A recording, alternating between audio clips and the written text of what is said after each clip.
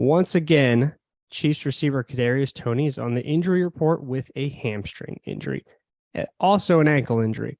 Both of these occurred in the conference championship game where he did not play in the second half. Andy Reid has said that he looks good, that he should be full go for the game.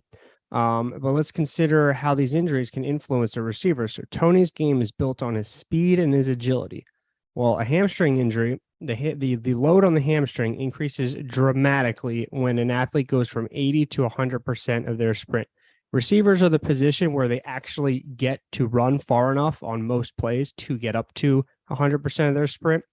So that's when you would typically see a hamstring injury occurring or a current hamstring injury impacting a player is that top end, top flight speed.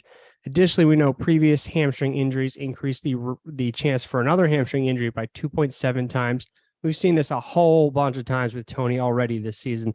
So re-injury risk is definitely a factor here if Toney does suit up.